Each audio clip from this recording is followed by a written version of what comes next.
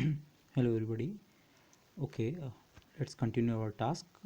हम 3D case में spherically symmetric potentials के लिए श्रोडिंगर इक्वेशन को सॉल्व करने की हमने जनरल स्ट्रैटेजी देखी थी, बट उसे अब अप्लाई करते हैं 3 डायमेंशन में. This is how the Schrodinger equation looks. Okay, Laplacian plus k square function of x y z और r theta phi, depending on कौन सा कोऑर्डिनेट सिस्टम आप यूज़ कर रहे हैं. Psi again function of x y z और r theta phi equal to zero.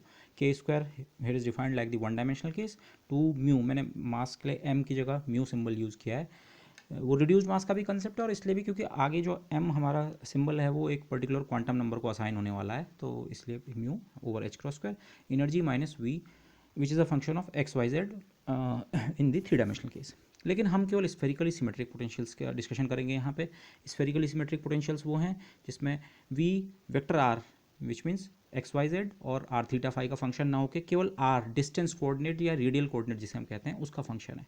और अगर वी केवल आर का फंक्शन है तो ऑटोमेटिकली के स्क्वायर भी उस केस में केवल आर का फंक्शन होगा. बाकी एक्सप्रेशन यही हो जाएगा दिस. तो हमें इस इक्वेशन को सॉल्व करना है under this condition, spherically symmetric potential. लेकिन मैं यहाँ पे अभी भी आपको v का एग्जैक्ट एक्सप्रेशन आपको नहीं दे रहा हूँ. ओके, वो हमारे पास नहीं है. बस हमें ये पता है v is just a function of the radial coordinate. So let's start करने के लिए सबसे पहले हमने डेल स्क्वायर को स्फेरिकल पोलर कोऑर्डिनेट्स में, जो एक्सप्रेशन मैंने आपको पिछले लेक्चर में बताया था, वो हमने यहाँ पे लिखा है. Plus this last term k square. Remember k square is a function of r and psi still can be a function of x y z. Okay, आप ये ना सोचें कि के स्क्वायर पोटेंशियल केवल आर डिपेंडेंट, तो wave function भी केवल r dependent होगा.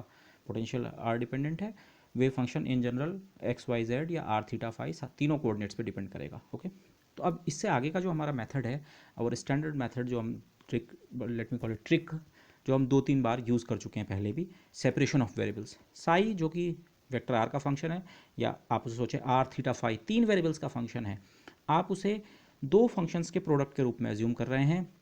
एक capital R function which is a function of the small r coordinate, radial coordinate, और इसीलिए इसका नाम हमने कैपिटल आर लिया है. ओके, क्योंकि अगर मैं आगे से इसकी डिपेंडेंस नहीं भी लिखूंगा तो इसके नाम से ही हमें ध्यान रहेगा कि ये किसका फंक्शन है.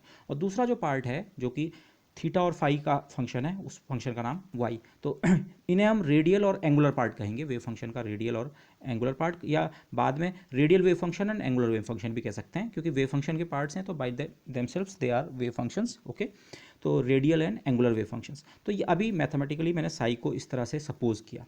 अब सेपरेशन ऑफ वेरिएबल में जो हमारा नेक्स्ट स्टेप हमेशा होता है, इसको हम इक्वेशन में सब्स्टिट्यूट करेंगे and then we will see what we get. अब यहाँ देखिए, साई की जगह मेरा आएगा आर वाई. ध्यान ये रखें, आर केवल स्मॉल आर का फंक्शन है, वाई में एंगुलर कोऑर्डिनेट्स थीटा फाई.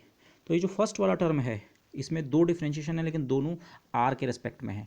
तो यहाँ जो थीटा फाई वाला फंक्शन है वो कांस्टेंट की तरह होगा, वो डिफ्रेंशिएशन से बाहर आ गया है यहाँ.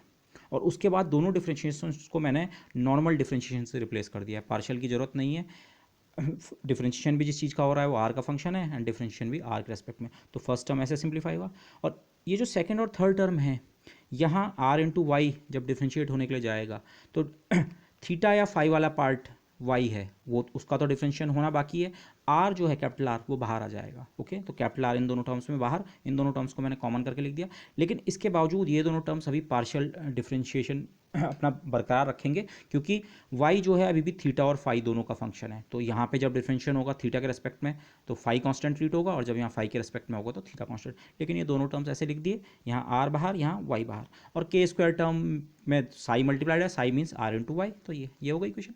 इसके बाद अगेन जैसे हम सेपरेशन ऑफ वेरिएबल में मैंने पहले आपको बताया था, पूरी इक्वेशन को हम फिर जिस वेरिएबल को सब्स्टिट्यूट किया है उससे डिवाइड करें. साई, लेकिन साई को हमने आर वाई रखा है, तो आर वाई से डिवाइड करें. तो देखिए फर्स्ट टर्म में क्या होगा, वाई कैंसिल होगा, एक 1 अपॉन कैपिटल आर बचेगा, बाकी टर्म वैसे का वैसे ही है.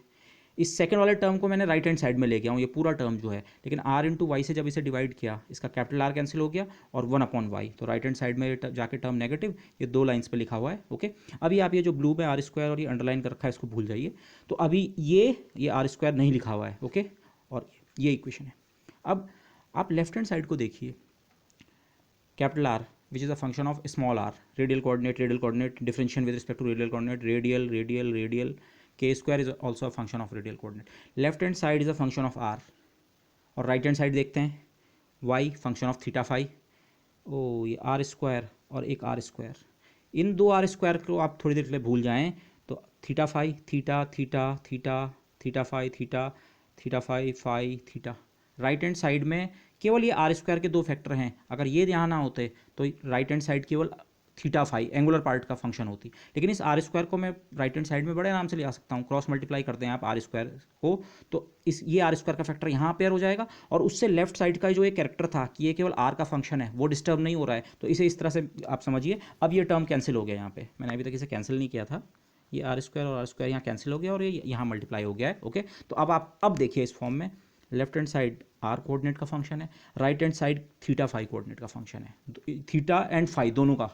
तो अगेन ऐसा पॉसिबल नहीं है कि इस एक या दो या तीन वेरिएबल्स का फंक्शन किसी उससे अलग वेरिएबल्स के फंक्शन के बराबर हो। This is not possible. It means both sides must be equal to some constant and let us call that constant as lambda in this case. Okay, मैं यहाँ पे एक चीज़ रिमाइंड करा दूँ, हो सकता है बाद में क्या पता मुझे कैलकुलेशन करते हुए पता लगे कि ये लैम्डा की जगह माइनस लैम्डा लेना ज़्यादा बेहतर था। I can do that, but for the time being let's proceed. तो अब आप देखिए आप क्या होता है, आपको दो इक्वेशन मिल गई, ये जो आर वाला पार्ट है दिस इक्वल टू लैम्डा, और एक जो थीटा फाई डिपेंडेंट पार्ट है दिस इक्वल टू लैम्डा। तो जो पहले मैं इसके करस्पॉन्डिंग इक्वेशन लिख देता हूँ।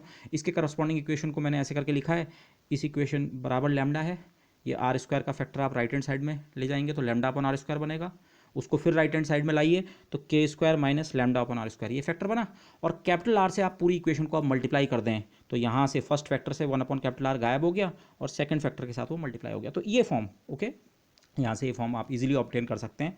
इस इक्वेशन को हम कहेंगे रेडियल इक्वेशन, क्योंकि इस इक्वेशन को जब हम सॉल्व कर पाएंगे तो हमें ये कैपिटल वाला आर फंक्शन निकल के आ जाएगा। रेडियल वेव फंक्शन जो है वो इस इक्वेशन को सॉल्व करके निकलेगा। ये स्मॉल आर इसमें इंडिपेंडेंट वेरिएबल है, कैपिटल आर डिपेंडेंट। ओके, लेकिन इस इक्वेशन को हम अभी नहीं सॉल्व कर सकते हैं। इस इक्वेशन के अंदर आप देखिए के स्क्वायर है, और के स्क्वायर के अंदर ई और वी, पहले वी की बात करें, पोटेंशियल जब तक मैं आपको स्पेसिफाई नहीं करूंगा एग्जैक्टली हार्मोनिक ऑसिलेटर पोटेंशियल है क्योंकि कोई दूसरा आर डिपेंडेंट पोटेंशियल है, आप इस इक्वेशन को सॉल्व नहीं कर सकते हैं। ओके, और लेकिन जब हम इसे सॉल्व कर पाएंगे, वी आपको बता दिया जाएगा, तो इसे सॉल्व कर पाएंगे तब यहीं से हमारी एनर्जी वैल्यू भी निकल के आएंगी, क्योंकि के अंदर ही हमारा ई छुपा हुआ है। तो ये इस इक्वेशन का सॉल्यूशन हमें एनर्जी आइगन वैल्यूज देगा। लेकिन आप यहाँ पे एक पॉइंट और नोट कीजिए, ये सेपरेशन ऑफ वेरिएबल क्यों वर्क कर पाया। हमारा पोटेंशियल कहाँ है, पोटेंशियल के स्क्वायर के अंदर है, क्योंकि पोटेंशियल केवल आर पे डिपेंड कर रहा था, इसलिए केवल के स्क्वायर भी आर पे डिपेंड किया। तो जब मैंने इसे इस लेफ्ट हैंड साइड वाले टर्म के साथ पेयर किया इसके साथ, तो फिर भी पूरी लेफ्ट हैंड साइड किसका फंक्शन बनी, आर का। सोचिए जरा, अगर हमारा पोटेंशियल केवल आर का फंक्शन नहीं होता, थीटा और फाई की डिपेंडेंस भी होती, या उनमें से केवल किसी एक की होती, माना आर और थीटा के डिपेंडेंट होता, तो के स्क्वायर भी आर और थीटा दोनों डिपेंडेंट होता। तो फिर आप इस के स्क्वायर टर्म को इसके साथ पेयर करते, तो आप ये नहीं बोल सकते थे कि लेफ्ट हैंड साइड केवल आर का फंक्शन है, वो तो थीटा का फंक्शन भी होता। और इस टर्म को अगर राइट हैंड साइड में रखते तभी भी प्रॉब्लम सॉल्व नहीं होती, क्योंकि वो राइट हैंड साइड में आर डिपेंडेंस अपने साथ लेके जाता। तो क्योंकि पोटेंशियल था आर डिपेंडेंट और हमने बहुत पिक्यूलियर कोऑर्डिनेट्स यूज़ किए जो इस प्रॉब्लम में सेपरेशन ऑफ वेरिएबल्स कर सकते थे, इसलिए सेपरेशन ऑफ वेरिएबल हुआ। पिछले लेक्चर में मैंने ये चीज़ें कही थी, तो आप फिर से उन चीज़ों को जरा नोट करेंगे तो आपको समझ आएगा उन चीज़ों का वहाँ पे क्या मतलब था।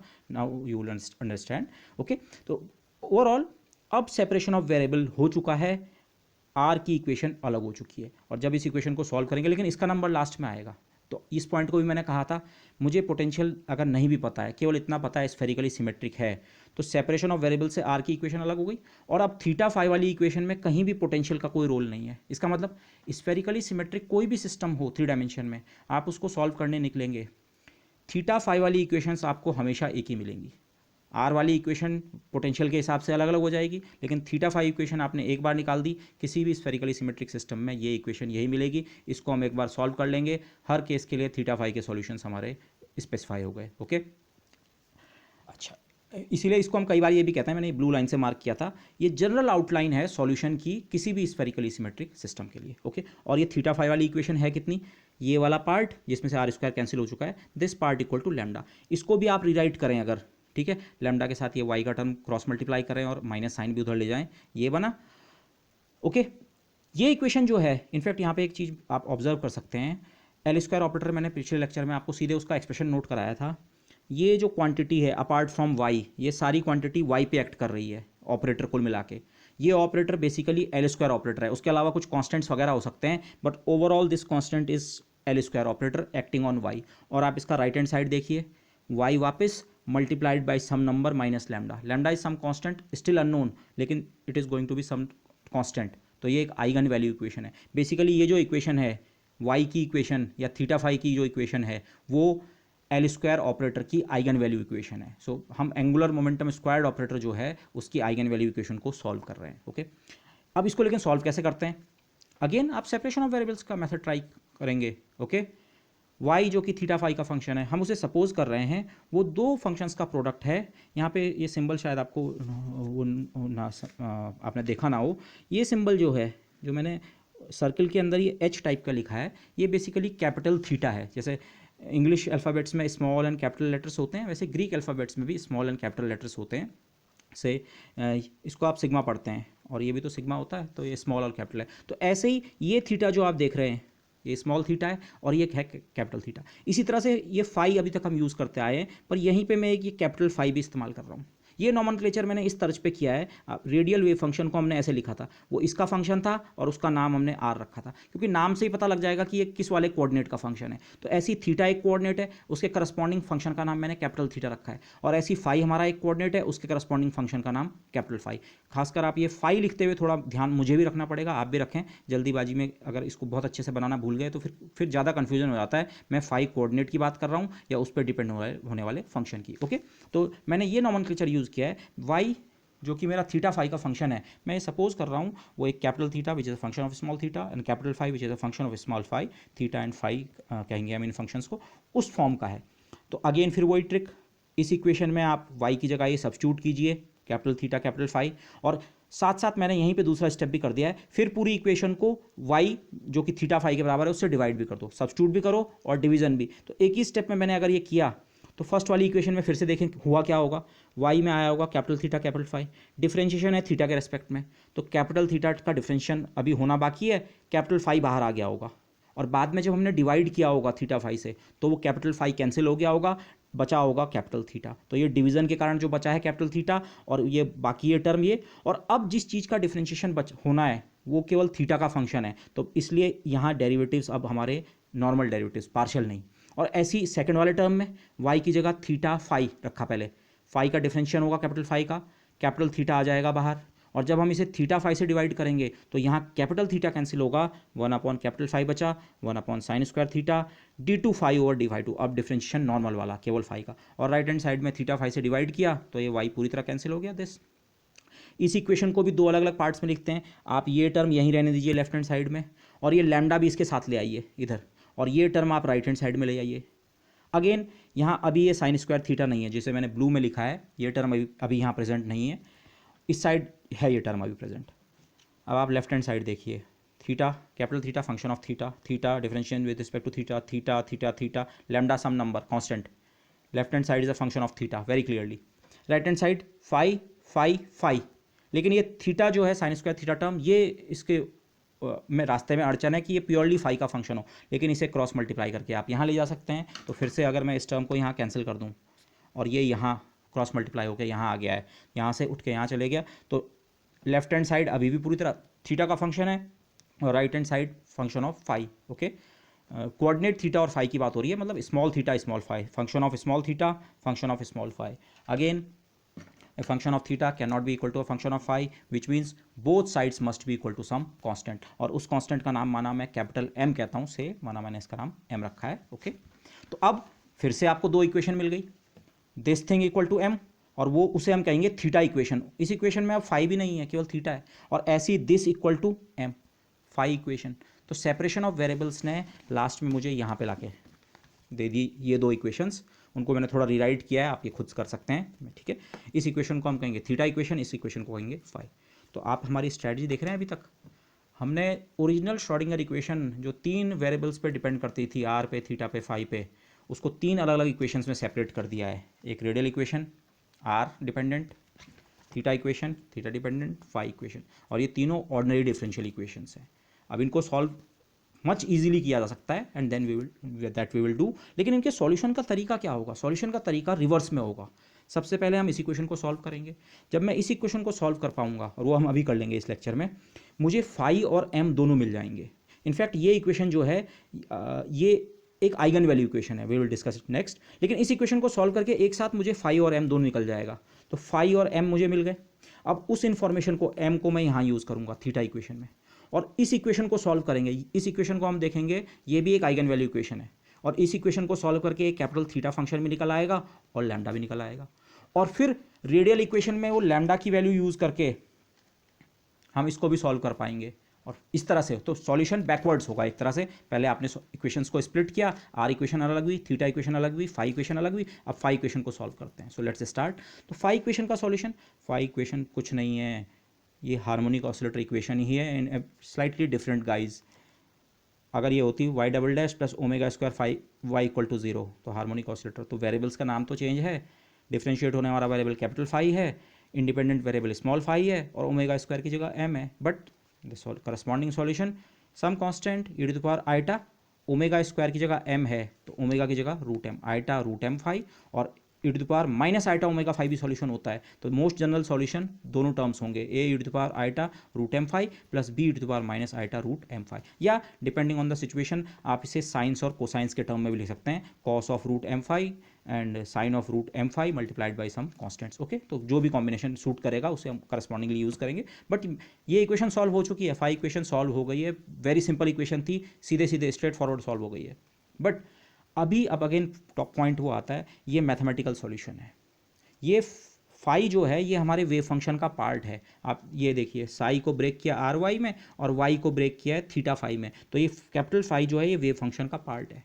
तो वेव फंक्शन का पार्ट होने से क्या हुआ, वेव फंक्शन को बाउंड्री कंडीशन सेटिस्फाई करनी होती है। इस समय जिस बाउंड्री कंडीशन को मैं अप्लाई कर रहा हूँ वो है कि Sai must be single valued. Wave function को एक पॉइंट पे इन स्पेस एक ही वैल्यू होनी चाहिए, स्पेस के किसी भी पॉइंट पे वेव फंक्शन की एक सिंगल वैल्यू होनी चाहिए, मल्टी वैल्यूड फंक्शन नहीं हो सकता है। तो अब साई है हमारा इस तरह का, r into theta into phi का फंक्शन निकलेगा, ठीक। ओके, अब माना आप ये सिचुएशन देखिए, माना आप जेड एक्सिस के अराउंड एक सर्किल में ट्रैवर्स कर रहे हैं। सर्किल मैंने क्यों लिया स्पेसिफिकली जेड एक्सिस के अराउंड, क्योंकि इस सर्किल में जब आप ट्रैवर्स करेंगे तो ओरिजिन से आपकी डिस्टेंस चेंज नहीं होगी। ये जो एक्सिस है जेड एक्सिस, ये सर्किल के सेंटर से पास हुई है, सर्किल की एक्सिस की तरह अगर एक्ट करे तो ये जो डिस्टेंस है इस कोन पे आप कहीं भी एक पॉइंट ज्वाइन कर रहे हैं ओरिजिन से, सबकी डिस्टेंस बराबर है। मतलब इस पूरे सर्किल में आर फंक्शन क्या है, आर कॉन्स्टेंट है, आर कोऑर्डिनेट। थीटा भी कांस्टेंट है, थीटा होता है angle down with the Z axis. Theta angle ये है, इस समय जो कोन का एंगल है, माना ये 40 डिग्री का कोन है, तो इस सर्किल के हर पॉइंट के लिए थीटा की वैल्यू 40 है। तो लेकिन जब आप इस सर्किल में ट्रैवर्स कर रहे हैं इस रेड लाइन के अलॉन्ग, इस रेड कर्व के अलॉन्ग, तो फाई चेंज हो रहा है। यहाँ पे इस पॉइंट पे फाई की वैल्यू 0 होगी और धीरे धीरे बढ़ा 5, 10, 20, इस पॉइंट पे आ जाते हैं 90, और ये पीछे वाले पॉइंट के लिए 180, और यहाँ 270 और 360 या 2 पाई। ओके, तो ये तो अब हम एक्चुअल स्पेस में आए तो थीटा इक्वल टू 0 और थीटा इक्वल टू 2 पाई वाला पॉइंट एक ही पॉइंट है, वो दो अलग अलग पॉइंट्स नहीं है। एक्चुअल फिजिकल स्पेस में phi equal to 0, the coordinate phi equal to 0 और फाई इक्वल टू 2 पाई, ये स्पेस में एक ही पॉइंट है। तो एक ही पॉइंट है तो इन दोनों पे वेव फंक्शन की सेम वैल्यू मिलनी चाहिए। एक पॉइंट पे वेव फंक्शन की दो वैल्यू नहीं हो सकती हैं, तो फिजिकल स्पेस में ये दोनों एक ही पॉइंट है, तो इन पॉइंट्स पे भी एक ही वैल्यू। अब क्योंकि आर और थीटा कोऑर्डिनेट तो सर्कल में चेंज नहीं हो रहा है, तो उनका रोल कंटिन्यूटी में कुछ नहीं होगा, सिंगल वैल्यूडनेस में कोई नहीं होगा, वो तो चेंज हो ही नहीं रहे हैं। सिंगल वैल्यूडनेस हम इस समय इसलिए फाई के कारण चेक कर रहे हैं, साई तीनों का प्रोडक्ट है, सिंगल वैल्यूड तो साई को होना है। लेकिन जिस तरह से मैंने सर्किल इमेजिन किया है, आर और थीटा तो सेम वैल्यू रिटेन कर रहे हैं, तो इनकी तो वैल्यू पे फ़र्क ही नहीं पड़ेगा, चाहे मैं फाई इक्वल टू 0 लूँ चाहे फाई इक्वल टू 2 पाई। हाँ, तो सिंगल वैल्यूडनेस हम इससे चेक करेंगे, क्या ये वाला जो पार्ट है वेव फंक्शन में, क्या ये सिंगल वैल्यूड है, फाई इक्वल टू 0 पे जितनी इसकी वैल्यू है क्या उतनी ही फाई इक्वल टू 2 पाई पे है। इनफैक्ट हम ये डिमांड कर रहे हैं, सिंगल वैल्यूडनेस की हमने कंडीशन इंपोज कर दी। अगर इस सॉल्यूशन को वेव फंक्शन का पार्ट बनना है तो इसे ये कंडीशन सेटिस्फाई करनी होगी, सिंगल वैल्यूडनेस ऑफ वेव फंक्शन जिसे हम कहते हैं बाउंड्री कंडीशंस में से एक कंडीशन वो भी होती है।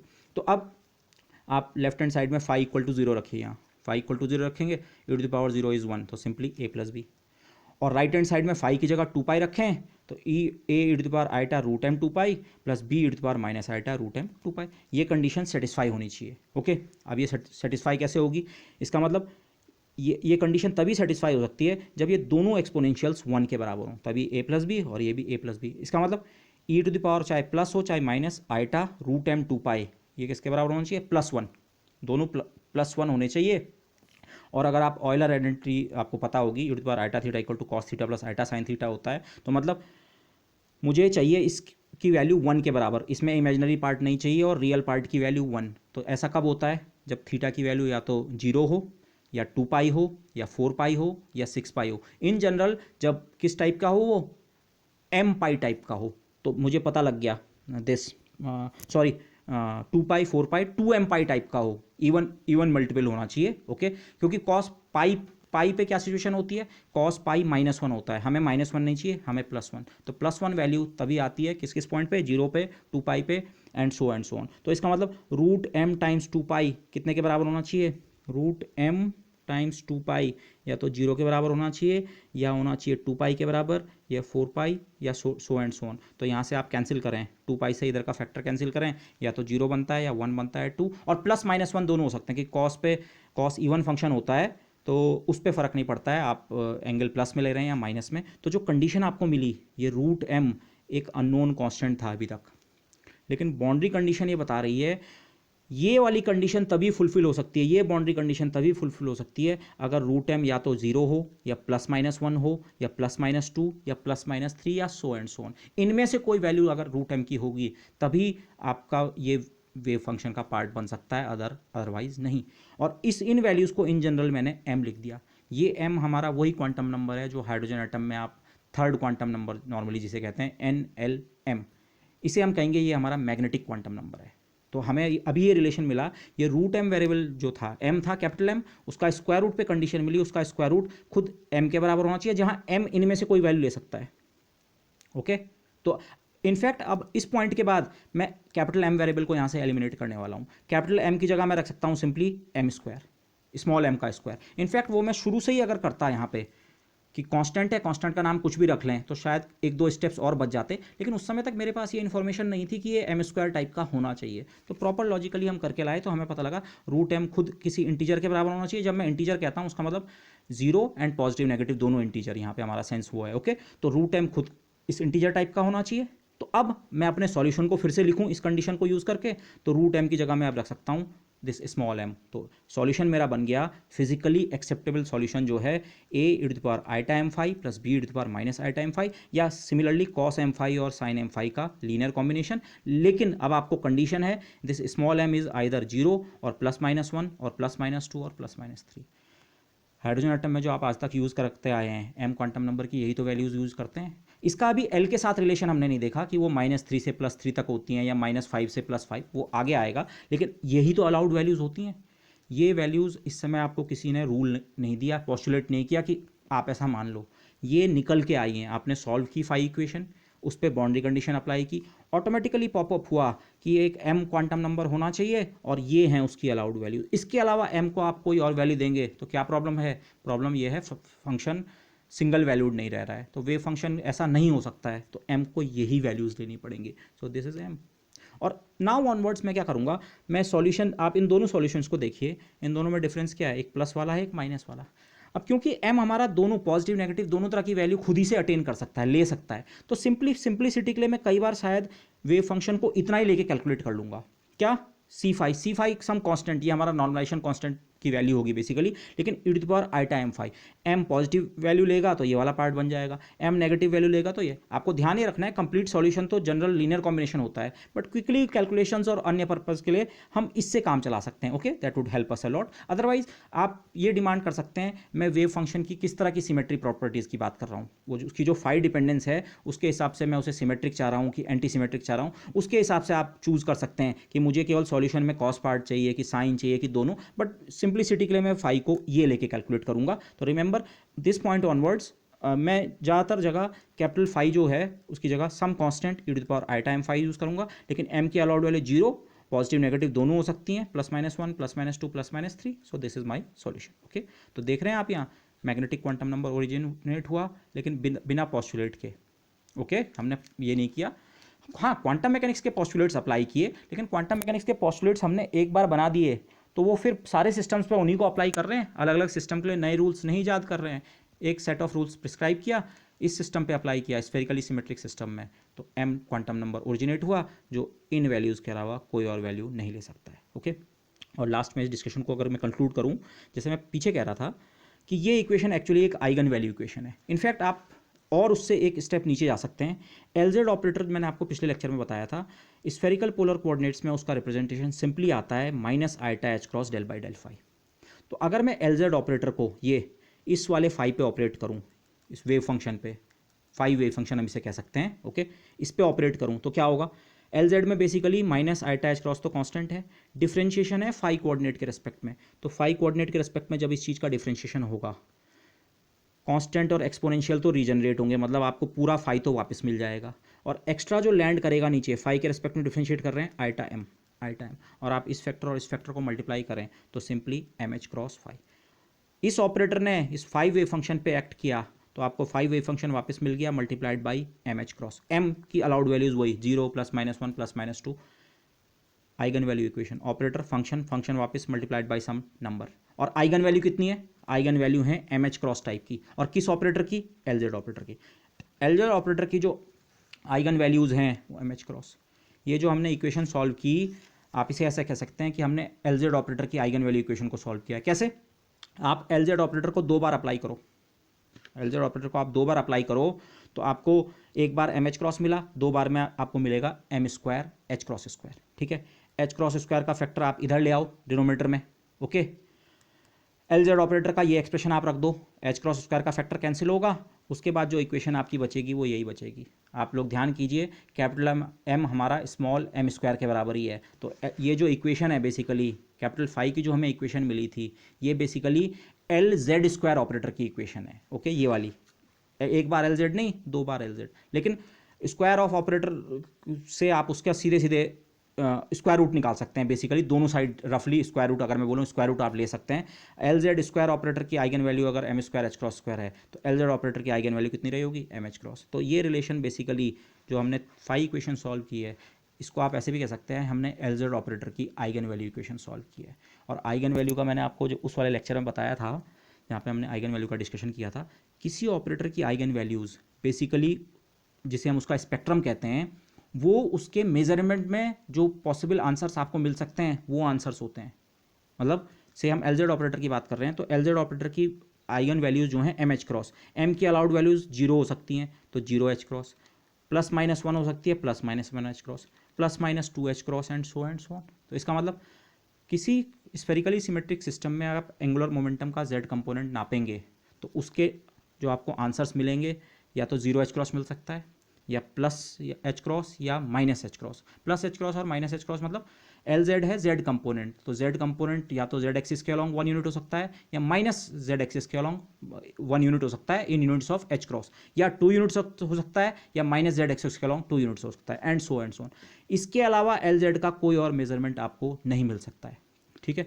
आप अगर आपने बोर मॉडल ढंग से पढ़ा है तो ये चीज़ आपको कुछ कुछ बोर क्वांटाइजेशन रूल की तरह स्ट्राइक करेगी। बोर ने जो एंगुलर मोमेंटम का क्वांटाइजेशन रूल दिया था something like L = NH cross, कुछ ऐसी लगेगा। वहाँ पे एक तो खैर n की वैल्यू 0 नहीं होती थी, 1H क्रॉस 2H क्रॉस ये वाला, लेकिन ये एक्चुअली उससे मैच नहीं कर रहा है। ये पूरा L नहीं है, ये तो L का केवल एक कंपोनेंट है, ओके, तो डायरेक्टली वो नहीं है, ठीक है। बोर कंडीशन किससे मैच करती है, वो जब हम थीटा इक्वेशन को सॉल्व करेंगे वो उसके करस्पॉन्डिंग वाली इक्वेशन से मैच करेगी, बट दिस, लेकिन ये जो चीज़ है ये एम एच क्रॉस और दिस, इस चीज़ को जिसे हम कहते हैं स्पेस क्वांटाइजेशन, लास्ट सेमेस्टर में मोस्ट प्रॉब्ली मॉडर्न फिजिक्स में आपने 5th सेम में पढ़ा होगा, this phenomena is called space quantization. Old quantum theory में ये नाम यूज़ करते थे पर वो अभी भी हम यूज़ करते हैं। बेसिकली आइडिया ये है, अगर हम इस आइडिया को एक्सेप्ट कर रहे हैं, श्रोडिंगर इक्वेशन सॉल्व करके ये आइडिया हमें मिल रहा है, तो ये आइडिया ये कह रहा है आपका एंगुलर मोमेंटम वेक्टर स्पेस में केवल ऐसे ओरिएंटेशन ले सकता है ताकि एंगुलर मोमेंटम का आप z कंपोनेंट चेक करें तो वो या तो 0 एच क्रॉस हो या 1 एच क्रॉस या -1 एच क्रॉस से। ये जो एरो है ये मेरा एंगुलर मोमेंटम का वेक्टर है किसी सिस्टम का। तो एंगुलर मोमेंटम का वेक्टर आप सोचेंगे ये तो कहीं भी पॉइंट कर सकता है, यहाँ यहाँ यहाँ यहाँ, लेकिन ये कंडीशन मुझे ये बता रही है नहीं। जैसे इस फिगर में देखें, एंगुलर मोमेंटम का वेक्टर अब मेरा केवल या तो इस डायरेक्शन में पॉइंट करेगा क्योंकि तब इसका कंपोनेंट बनता है 1H क्रॉस। ये थोड़ा ऊपर क्यों नहीं हो सकता है, क्योंकि तब इसका कंपोनेंट 1H क्रॉस से थोड़ा ज़्यादा बनेगा, नहीं। या एंगुलर मोमेंटम का वेक्टर यहाँ पॉइंट करेगा तब उसका कंपोनेंट 0H क्रॉस, कंपोनेंट मेरा z एक्सिस के अलॉन्ग है, ये z एक्सिस है। और या फिर एंगुलर मोमेंटम यहाँ पॉइंट करेगा, कंपोनेंट -1H क्रॉस। ये 2 डायमेंशनल फिगर है, हम 3 डायमेंशन में बात कर रहे हैं पर उसे इसे जनरलाइज किया जा सकता है। ये जो वेक्टर्स हैं ये कौन जनरेट करेंगे, but this is the basic idea of space quantization, okay. So with that I would like to end this lecture. Basically हमने फाई इक्वेशन को सॉल्व कर दिया है और फाई इक्वेशन के समराइज सॉल्यूशन में ये लूँगा, ओके। और यहाँ से हमें m क्वांटम नंबर भी हमारा जनरेट हो चुका है। यहाँ जो m आ रहा है इसकी अलाउड वैल्यू ये लिखी हुई है। अब इस इन्फॉर्मेशन को हम नेक्स्ट लेक्चर में यहाँ सब्स्टिट्यूट करेंगे। मैं कैपिटल M की जगह अब स्मॉल m स्क्वायर रख दूंगा और m की allowed value 0 +-1 +-2 and so on. और तब हम इस इक्वेशन के सॉल्यूशन अटेम्प्ट करेंगे एंड फिर सिमिलरली ये सॉल्व हो जाएगी, तब जाएंगे रेडियल इक्वेशन में। लेकिन रेडियल इक्वेशन हो जाएगी केस डिपेंडेंट। रेडियल इक्वेशन को सॉल्व करने के लिए अलग अलग पोटेंशियल्स के लिए अलग अलग मेथड आएंगे। थीटा फाई इक्वेशन में पोटेंशियल कहीं अपेयर नहीं हो रहा है, एक बार सॉल्व कर दिया, हर स्फेरिकली सिमेट्रिक सिस्टम के लिए आप सॉल्व कर चुके हैं। Okay, with that I would like to end this lecture for now. Okay, thanks.